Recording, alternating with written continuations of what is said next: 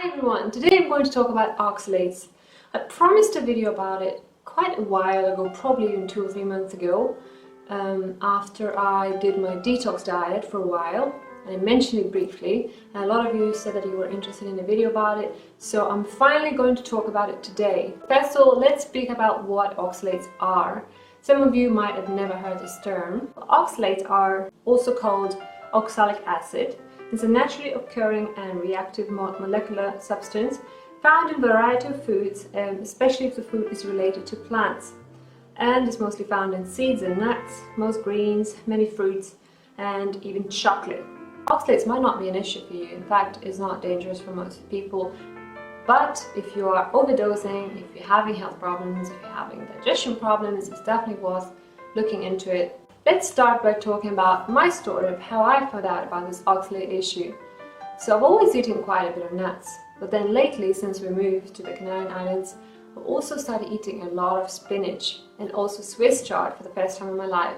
And the thing is, I always used to eat a bit of spinach here and there, but it was mostly baby leaves and just a few leaves in the salad, so it was never huge quantities. But then when we moved here and we started buying Swiss chard and spinach every single week, I started sauteing them and boiling them, and that makes you use them in massive quantities. We also started using a lot of sweet potatoes and a lot of seeds and a lot of chocolate, a lot of things that are considered to be healthy, but if you eat a lot of them, they might cause problems. So when I started following my strictly healthy diet, I strangely started feeling worse. I started feeling like my energy was going up and down, my skin was getting drier, itchier and scalier. I started having muscle cramps, and then I discovered that I had a massive magnesium deficiency. Then a few months ago I decided to try a detox diet which was based on a lot of green juice. And for the green juice, of course, I needed some kind of green leaves, and it was mostly based on spinach and Swiss chard. And of course, after just a few days on that diet, I started having a lot of weird symptoms, really bad nightmares, and my skin was getting itchy and it wasn't fun at all. So I had to stop the diet, and I will link to the videos down in the description box if you want to see what happened during my detox diet. So then I started researching again and again, trying to understand what was going on in my body, and I found a few articles about oxalates, and I started reading the list of symptoms. Oh my god, I was blown away because I had almost every single symptom in that list, and especially when I got to the line that said unexplained magnesium and calcium deficiencies, I was like, whoa, this is a light bulb moment. This is exactly what I've had all my life, and I could never understand why the hell I was so deficient in magnesium. That could finally explain everything.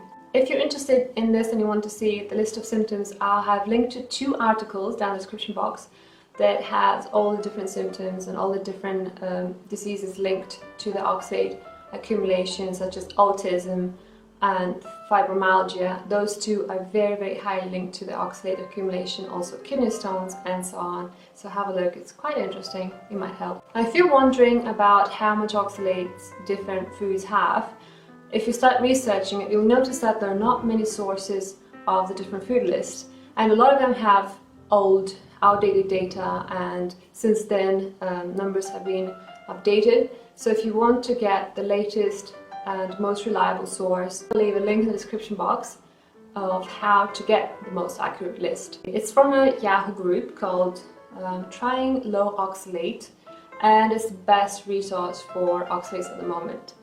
It's a wonderful community with a lot of support, and they have the most amazing documents, and they constantly do testing out different products. So it's really, really useful, and the moderators are great. If you want to ask them any questions, they will answer absolutely anything. So it's just a great community. If you have any of those symptoms, any of those health problems, and you're struggling with them, they will definitely be able to help. And once I found the list of different foods and how much oxalates they have, I got terrified. I mean, I don't know if oxalates are my issue, but bloody hell, I was eating in one day the amount of oxalates that I was supposed to eat in 1.5 weeks. That blew my mind. Can you imagine that? And I did it not only for one day in a month, I did it on every single day consistently. So that's what I'm trying to say. Moderation is key. Oxalates are not bad if you eat them in moderation.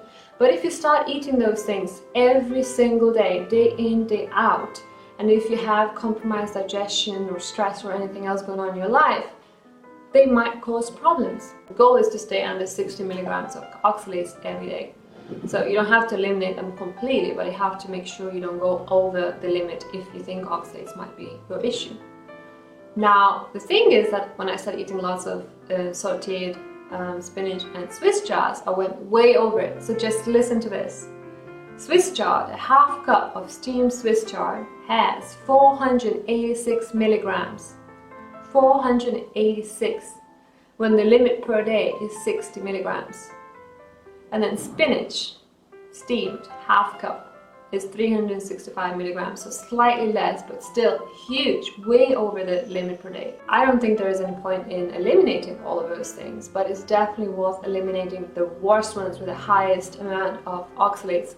And in my opinion, those are nuts and beet grains, Swiss chard and spinach. If you eliminate just those, you will feel a huge difference if you have any of the symptoms I mentioned before. So a very important question to ask is, has it helped me? I think it definitely has. Since I went completely strict and more or less eliminated all of those things I mentioned before, I have since relaxed my diet and I've introduced most of the things. But the only things that I haven't introduced and I'm not planning to introduce are Swiss chard and beet greens or beetroots, and also spinach. So those things I really have no wish to introduce. Nuts is another problem for me. Also grains, but grains are bad for many other reasons. As you know, I'm a paleo eater. So yeah, those things are definitely problematic for me. And nuts have always been problematic for me, but I never knew why. Well, oxalates could be the reason why. It was so much better than ever. My skin is clearer and healthier than ever. My teeth are not sensitive anymore. My gums are definitely improving. My skin is not dry or itchy or scaly anymore. My moods have improved and are also very stable. My energy levels are much more stable during the day. I don't have to nap that much during the day. So I'm pretty happy. But the thing is, I don't know if it's solely due to oxalates or if it's because of the parasite cleanses I did a month ago. But that's another topic for another video, so stay tuned if you want to hear my experience with parasite cleansing. I'm also sleeping super well, and I don't know if it's the parasite cleanse I did recently or if it's the diatomaceous earth that I'm taking as well. And as you know, diatomaceous earth is also a very powerful parasite cleanser and also brings silica, which is very important for a lot of different functions in the body. I don't know if it's a combination of those two plus the limit of oxalates. I don't know, but the combination of all three have worked incredibly well. Can't wait to talk to you about my parasite cleansing and diatomaceous earth in future videos. So all I can say at the end is that oxalates might not be the problem for you if you're perfectly healthy and you eat them in moderation. They are they're not that healthy, but our body is perfectly capable to eliminate them. But the problem arises when we either eat way too many of them or if our digestion is compromised. So could oxalates be the byproduct of bacterial overgrowth, candida and parasites? Possibly.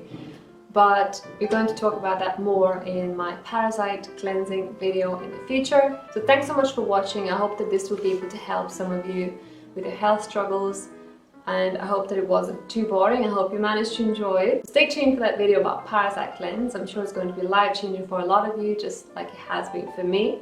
But it's not going to be my next video. I've got something else in my plans. So until then, I'll see you later. Bye!